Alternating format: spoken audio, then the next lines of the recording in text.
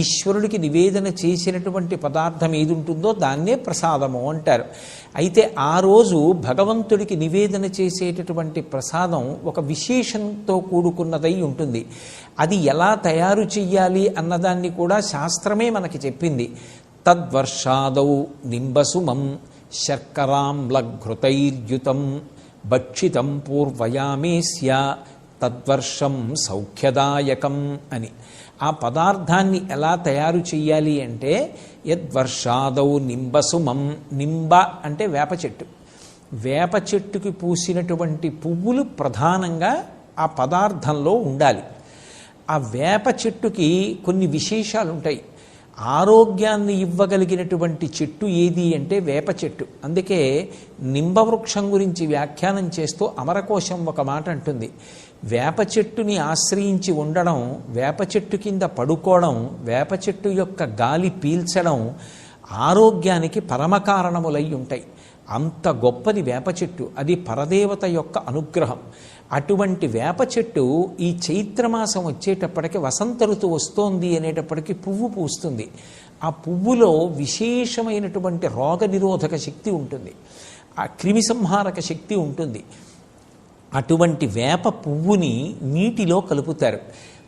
తద్వర్షాదౌ నింబసుమం శర్కరాంలఘృతైర్యుతం.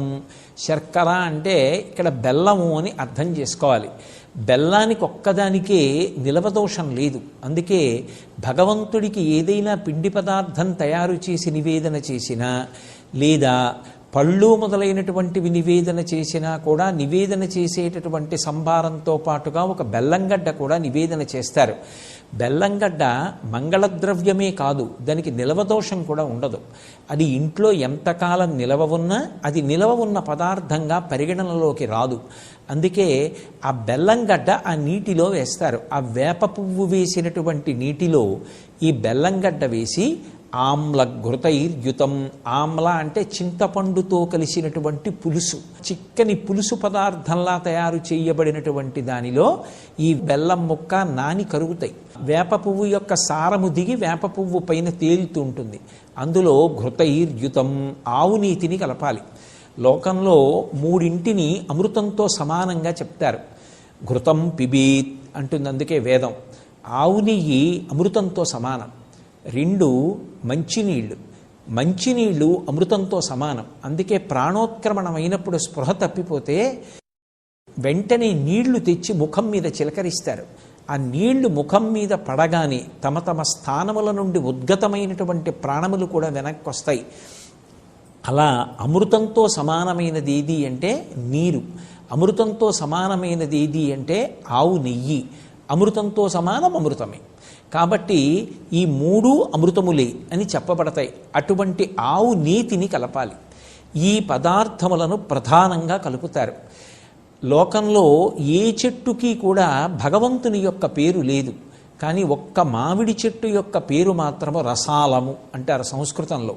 భగవంతుడికి పేరు రసోవై సహా. భగవంతుని పేరు కలిగినటువంటి చెట్టు మామిడి చెట్టు. పైగా దాని ఆకులు ప్రతి మంగళ కార్యమునందు వినియోగపడతాయి.